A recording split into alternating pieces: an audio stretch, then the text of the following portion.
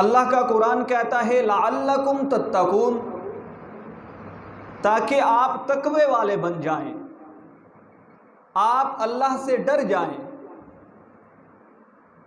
اب اگر سمجھنا چاہے انسان تو بہت آسان ہے تقوی اختیار کرنا،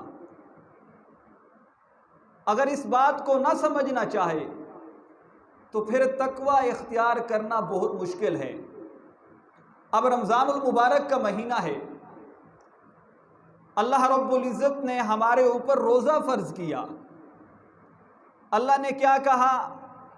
آپ نے صبح صادق سے لے کر غروب آفتاب تک نہ کھانا ہے، نہ پینا ہے، اور نہ ہی اپنی بیویوں کے قریب جانا ہے۔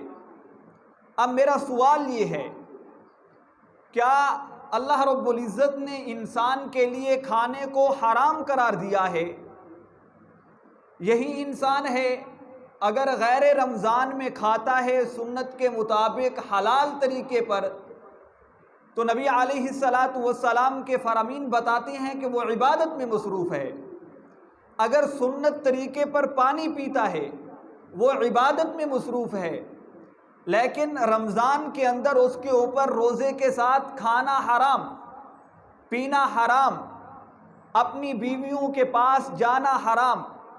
اب یہ کام سب کے سب حلال تھے، لیکن ہم لوگ اللہ رب العزت کے حکم کی وجہ سے رک گئے۔ جب ہم نے کھانا چھوڑ دیا، پینا ہمارے لیے حلال تھا، ہم نے پینا چھوڑ دیا۔ اب کیا معلوم ہوا؟ پوچھنے والا پوچھتا ہے جناب آپ نے کھانا کیوں چھوڑا؟ آپ نے پینا کیوں چھوڑا؟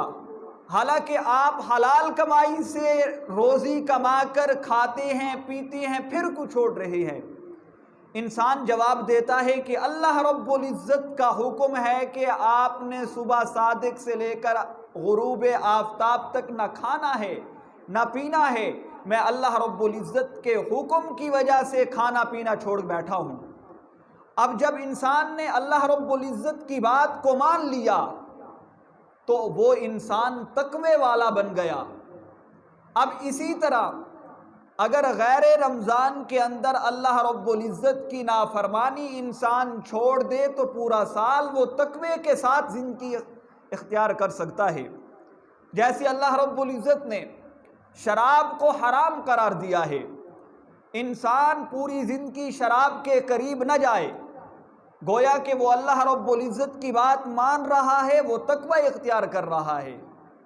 اللہ رب العزت نے سود کو حرام قرار دیا ہے، وہ سود نہ کھائے، اس لعنت سے بچ جائے، تو وہ اللہ رب العزت کی بات کو مان رہا ہے۔ اللہ رب العزت کی بات کو جب مان رہا ہے تو وہ تقوی والا ہے۔ اللہ رب العزت نے کیا کہا؟ زنا کے قریب نہ جاؤ۔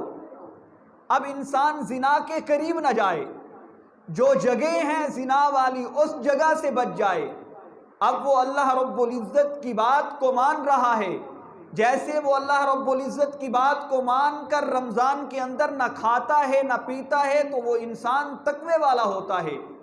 غیر رمضان کے اندر بھی جو انسان اللہ رب العزت کی نافرمانی سے بچ جاتا ہے، جو انسان حرام کام سے بچ جاتا ہے، اللہ رب العزت نے نماز کو فرض قرار دیا، وہ نماز پڑھتا ہے، اگر اس کے پاس مالیت موجود ہے وہ حج ادا کرتا ہے، وہ زکوٰۃ دیتا ہے، وہ قرآن کریم کی تلاوت کرتا ہے، وہ تہجد گزار ہے، وہ ہمسایوں کے حقوق کا خیال رکھتا ہے، وہ بیوی بچوں کے حقوق کا خیال رکھتا ہے، وہ والدین کی عزت کرتا ہے۔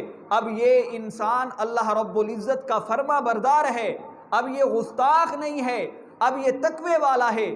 تقوی اختیار کرنا مشکل کام نہیں ہے۔ جس چیز کو اللہ نے حرام قرار دیا ہے انسان اس چیز کو چھوڑ دے، جس چیز کو اللہ رب العزت نے حلال قرار دیا ہے انسان اس چیز کو اپنا لے، وہ خود بخود تقوی میں چلا جاتا ہے۔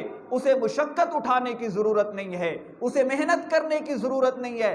شرط یہی ہے کہ وہ اللہ رب العزت اور اللہ کے رسول کی منشا کے مطابق زندگی گزارنا شروع کر دے۔ پھر وہ تقوی والا ہے۔ لعلکم تتقون والی آیت کا وہ مصداق ہے، وہ اللہ رب العزت کا محبوب ہے، وہ نبی علیہ السلام کا محبوب ہے، وہ کائنات کا محبوب ہے، جس نے رب تعالیٰ کی نافرمانی کو چھوڑ دیا، نبی علیہ السلام کی نافرمانی کو چھوڑ دیا، اپنی زندگی کو سراپا شریعت کے مطابق گزارنا شروع کر دیا، وہ انسان تقوی والا ہے، اللہ رب العزت کا محبوب ہے وہ۔